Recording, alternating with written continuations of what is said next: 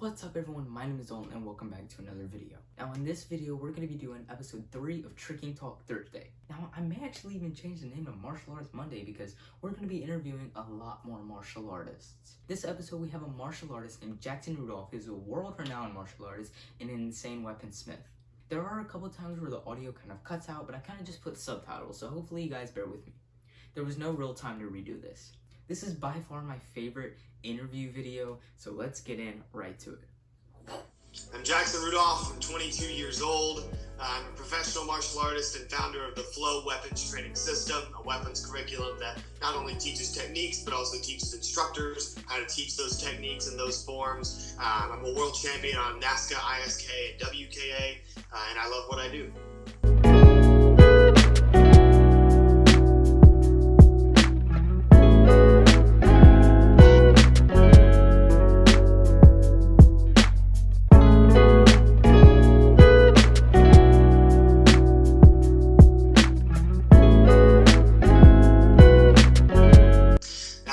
First and foremost, it's an honor to be on the show. I appreciate you contacting me because I love talking about sport karate and trying to use my journey to inspire others.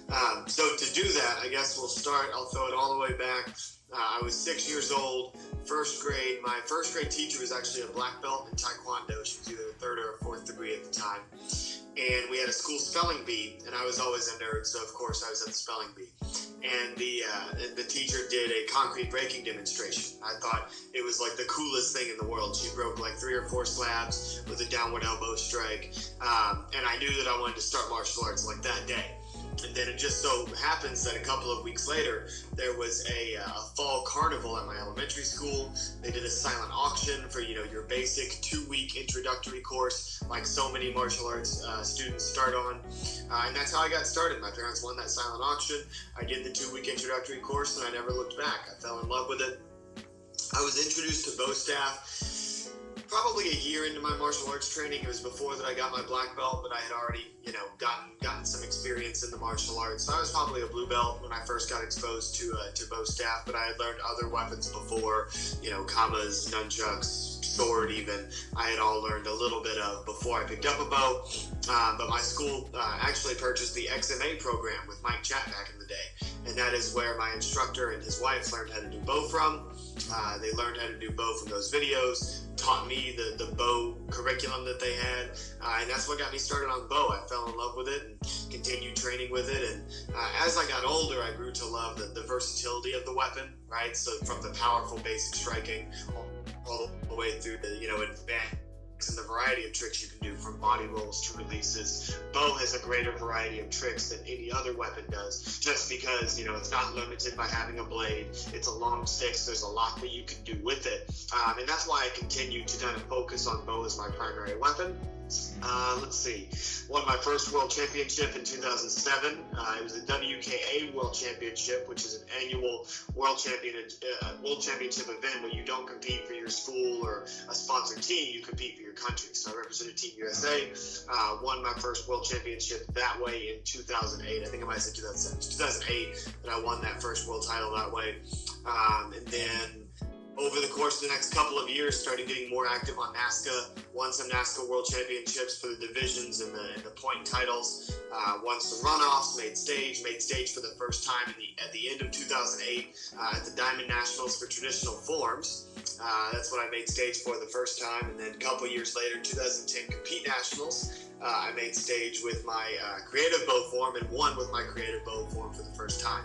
Throughout 2009, I had, gotten on stage a lot with the creative bow form, but 2010 was the first time that I got on stage and won with my creative bow form. And that was really kind of even though I was still just a kid, that was kind of the defining moment where I figured out what my style was. That was the form where I kind of started doing all of these crazy bow tricks in combination together, bow tricks that were ahead of their time, and not just individual tricks that were advanced, but doing series of tricks, combos that allow me to move around the ring. That's something that became part of my identity for the next decade as a competitor. And I continued to create new moves and try to innovate bow as much as I could, and have been very blessed to have a great career so far. Yeah. So how old were you in 2008 when you started winning the titles and getting on stage? 2008, I would have been 10 years old. My first year in the 10-11 division, obviously, I was competing in the runoff against a guy that had been a juggernaut in junior forms and weapons, Ryan Wells, who had just recently got put on Team Paul Mitchell at the time when he was just 12 or 13 years old. Wow. And he was just dominant with traditional forms and weapons. And when I made it to the runoffs at that Diamond Nationals where I got on stage, I was actually competing against Ryan. I took some nines from him in the weapons runoff, but wound up losing. And then in the forms runoff is where I got the upper hand on him and was able to make stage. And I would have been, 10 years old. Yeah. I haven't seen you do traditional forms in a while. I don't compete with it anymore, primarily because, what NASCA tournaments seek right now is just not what my expertise is in competitively. So traditionally, I was raised on the performance-based traditional forms, right? Yeah. So not necessarily made up traditional forms, but taking parts of multiple katas and putting them together to kind of create a form that kind of demonstrates all of the things that you enjoy most or that you're most skilled at. Lots more ki-eyeing, lots more intensity. You see some YouTube videos of traditional martial artists making fun of, what NASCA people used to do. But it's funny because they typically pick on the few exceptions where people probably overdid it a bit on the ki-eyes. You know what I mean? If you look at, some of the people that were the greatest of all time at that style of traditional forms, you look at guys like John Sue, you look at guys like William Cornell, you look at girls like Casey Marks, who, were performing their traditional forms. They weren't doing this WKF style that's gotten so popular. And that's not to say that the WKF style isn't impressive. I mean, my fiance does the WKF style. It's a very Gabrielle Dunn. It's a very impressive style. I think it's great for the sport. I think that it, in a lot of ways, makes us look more legitimate because that's the style that they're demonstrating in the Olympic qualifying tournaments and all of that. So I think the WKF style is great, and I think it's a different type of difficulty from what we used to see in NASCA traditional forms. But it's just not the traditional forms that I was raised with. And so I would have to spend time kind of reinventing myself as a forms competitor to be competitive in those divisions. And, I find my time better suited focusing on my weapons and making sure I stay at the top there. So let me ask you, have you ever competed in the open hand extreme creative divisions? Yeah, when I was a kid, I did what a lot of kids do. I competed in almost every division. I even fought back when I was a kid. Now, didn't win many fights, but I did fight when I was a kid. And yeah, I did creative, musical, extreme forms. I did them all. The forms were primarily focused around hand techniques and stances because I was never much of a tricker. Maybe a tornado kick here and a jump 360 crescent kick there, but that was not it for me. And that's one of the things that I think is important for anybody listening to recognize if you're a young competitor and you want to kind of climb the ranks of any sport karate league, is that typically as you get older, you learn to specialize. Now, this wasn't the case back in the 90s when, there may have only been 3 divisions. Forms, weapons, and fighting were the only divisions you could do, and so everybody did everything because they wanted to compete more. But now that we have 47 different divisions that people can compete in, you get people that specialize, and when people specialize, they become really good at that one thing, and so it's really hard to beat those people at that one thing, right? So if you have really good tricking talent, then you're probably going to be better suited to try to be a forms competitor, making sure that you back that up with good stances and solid foundation techniques. If you can trick and you happen to have some good weapon skills too, maybe you can carry that over to the weapons divisions where the weapon skills are going to be the most important. If you have a really solid traditional background, then the traditional divisions are going to be where you're going to want to specialize, right? And it's also about what you're passionate about. So, me, I never liked tricking. I never enjoyed learning tricking. I enjoyed watching it, but just doing it, it just wasn't fascinating to me. And I was always much more fascinated by doing weapons work, right? And so that kind of guided me on my career. I was like, well, I'm 12. I could train tricking really hard, and I could train extreme forms really hard and get good at it because I believe that anybody can get good at something with hard work. But I didn't want to. I wanted to do weapons. And so, when I moved up to 14, 17, I stopped doing the extreme musical creative form stuff. I was just doing both traditional divisions and all the creative weapons divisions. And then I pretty much kept that up until I became an adult. And then when I became an adult is when the shift from kind of the more contemporary to the more traditional forms came in. and that's when I quit doing traditional forms. But yeah, I still compete in all the CMX weapons divisions except for extreme. I dropped extreme weapons when I was probably 13 or so, but continue doing creative musical weapons to this day. Still compete in traditional weapons. And honestly, I think that if there were some changes, not necessarily to the rules, but just some changes kind of systematically, as far as the way the traditional forms go, who's to say that I wouldn't come back to traditional forms? You know, right now, NASCA, for example, has the Japanese kata division, and they have the traditional challenge. And right now, pretty much the same forms are what's expected in those divisions. Typically, the WKF style forms win both of them because we have, in the men's division at least, great competitors like Ariel Torres, Joey Castro, Jared Dunn, Shaheen Jahanbash, among others, right? So we have some very deep, good, very traditional WKF talent in those divisions. But, you know, maybe they shift that over the next few years. And maybe the regular Japanese division is where you're expected to see more of the old school NASCA traditional forms, the Will Cornell, the John Sue style. And then in the traditional challenge division is where you see those WKF forms. Yeah. So that's just, you know, that if something like that were to happen, then maybe I would make a comeback to traditional forms. Who knows? You've been competing for a very long time. I'm sure, was there ever like a time that you wanted to just drop out of competing because maybe you weren't winning anything, or you just kind of got a little frustrated with yourself? There's definitely been ups and downs. I'm not invincible. There's certainly been times that I have, you know, tried to win and not won, right? As everybody does, right? Everybody loses, right. Everybody fails. And it's important to learn from those. But for me, I was always somebody that was motivated by failure. It wasn't failure that made me ever want to quit or take a break for a while. You know, when I would show up to, especially after I got to be a world range competitor, when I would show up to a tournament and lose, I would want to be back in a tournament the next day trying to, you know, get back my title, right? Trying to win again. Yeah. So for me, failure was always a motivator. It wasn't something that dragged me down and made me not want to compete. If I was going to say that there was any time that I felt like not doing it anymore, it would have been when I was maybe winning a bit too much, right? You know, if you win all the time, you get complacent, right? And so for me, there came a point where, you know, I wanted something different. I wanted something new to spice things up, right? And so what I did was I started, you know, using the challenge of, well, okay, instead of focusing on just winning, I'm going to focus on, let's see if I can land this trick in a form. Let's see if I can land that trick in a form. And that way I'm continuing to challenge myself and compete against myself, so that even if I'm very fortunate and very blessed to be having success competitively, I can still have new goals to be set other than just winning X amount of these titles and X amount of those titles. Right. What has helped you go in competitions for so long rather than going to another sport or just quitting competitions all in all? Yeah, I mean, you know, if it was all about winning the tournaments for me, I would have retired a long time ago. You know what I mean? I've won every NASCA tournament there is to win. I've won world championships in multiple leagues. I've won more Weapons US Open titles than any man in the history of the sport. So if it was up to just winning titles, then of course I wouldn't be here anymore.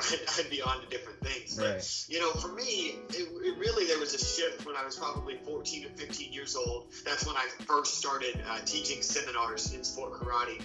And that's when I realized that the reason that I compete now isn't to try to obtain more titles, even though that's great, and even though I want to obtain a certain level of success and, you know, cement my legacy in the sport. It's not really about winning for me anymore. It's about going out there so I can be an example and be a positive role model for all of these kids that watch me compete, right? And I just think to myself, you know, what would happen if, you know, next tournament came around and, you know, little Johnny was looking forward to watching my form and didn't get to see it because I said I retired, you know what I mean? So for me, the reason that I keep coming out there is to keep inspiring and to keep motivating kids and to show them that quitting's not an option, and no matter what you got going on in life, you can always persevere and you can always, you know, continue to be your personal best. And that's the message that I try to spread, and that's the reason that I've competed for, you know, really the past 5 years. That's what's kept me going.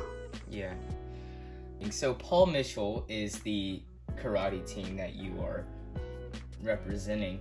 Tell us a little bit how you kind of got like noticed or invited to Paul Mitchell and when. So my Paul Mitchell story is a bit crazy.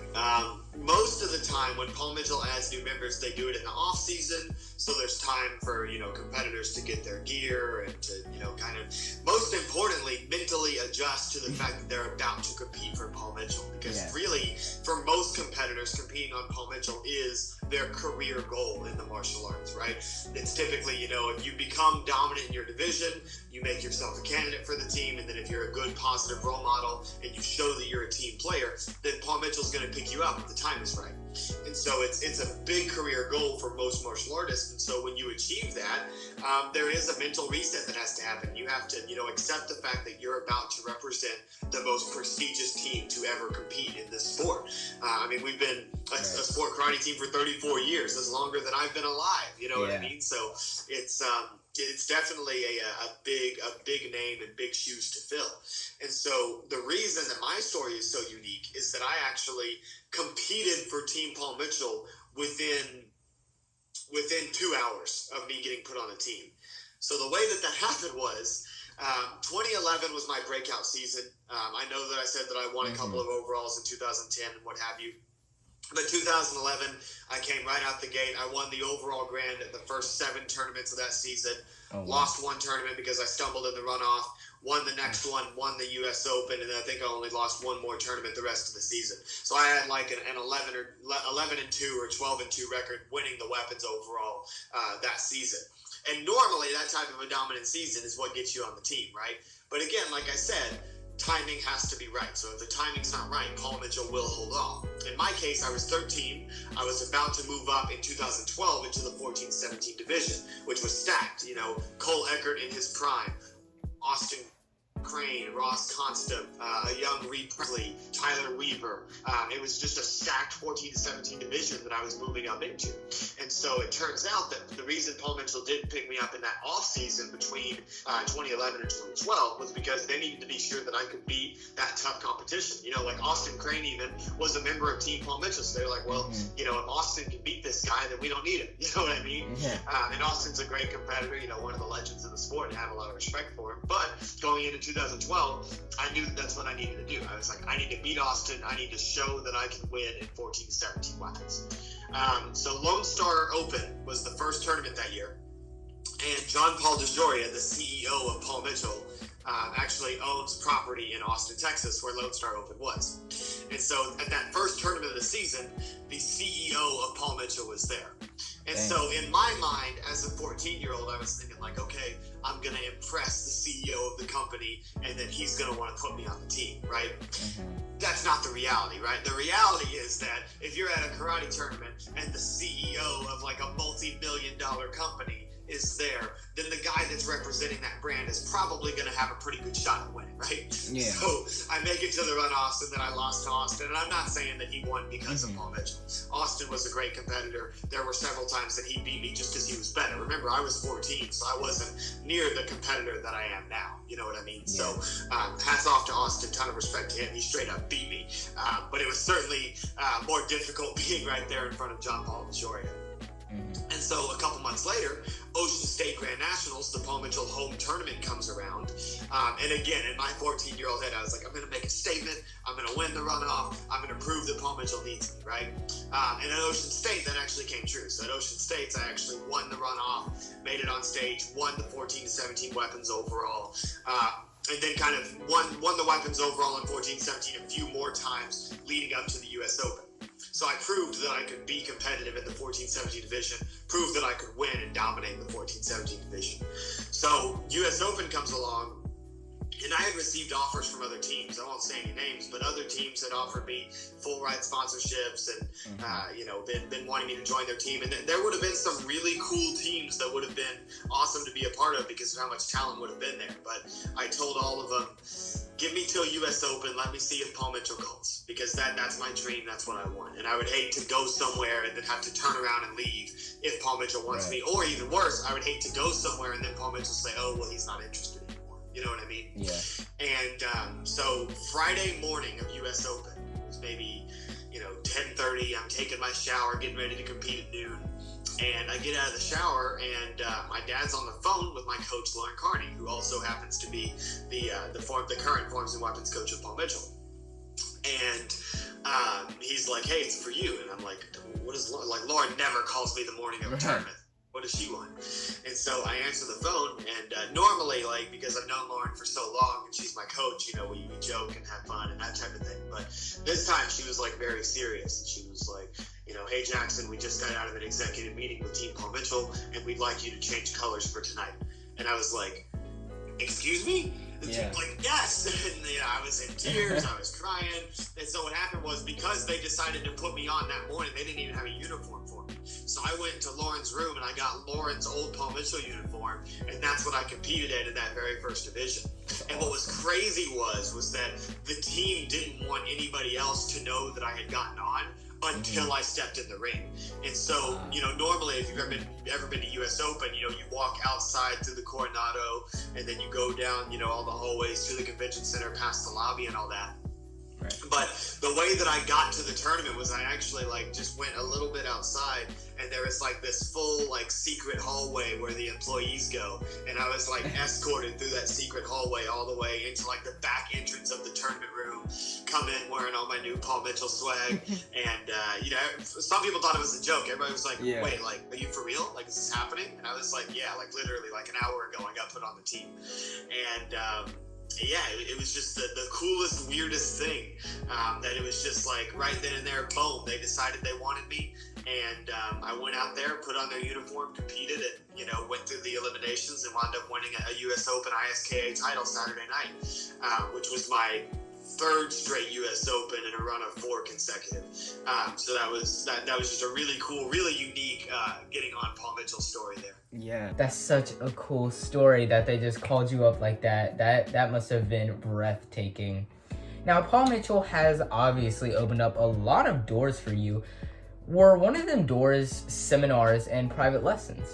Absolutely. So, you know, it coincides, you know, because when I was not on Paul Mitchell, I was young. So a lot of times if you're 13 or younger, it's hard to book a lot of private lessons, and it's definitely hard to book seminars because, you know, people learning from you want to be sure that you're mature enough to handle teaching, right? And I've met several 12, 13-year-olds that are absolutely mature enough to handle it. But it's still a risk, you know, if you're a school owner, if you're a parent wanting your kid to train with somebody, right?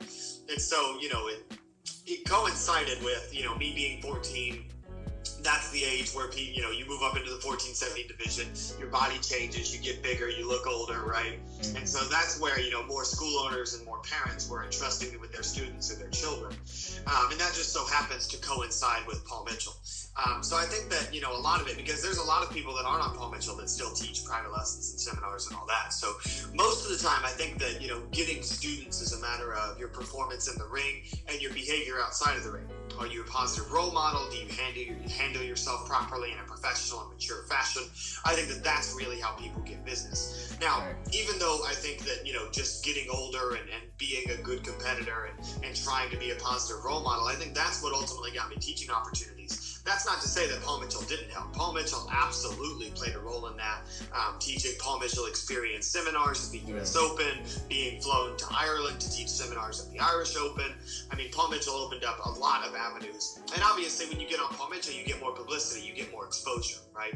And more exposure is going to, you know, allow more parents to see you and want you to train their kids, and more school owners to see you and want you to come to their schools. So Paul Mitchell absolutely played a role, but I don't think that, you know, if you're somebody that's, you know, maybe an up-and-coming competitor with goals of teaching one day, you don't necessarily have to get on Paul Mitchell to book seminars and private lessons. It's really about showing your skills and representing yourself well. Cool.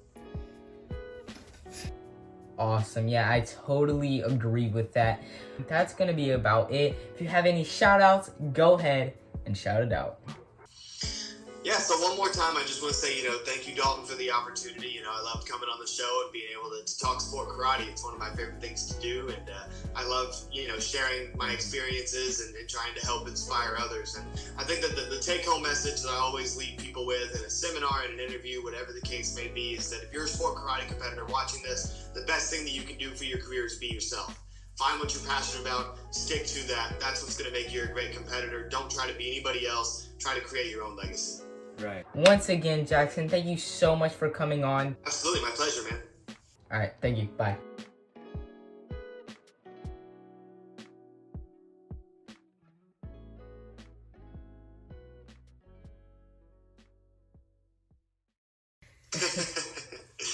anybody knows how to be as cool as Jackson Rudolph, it's Ben Jones.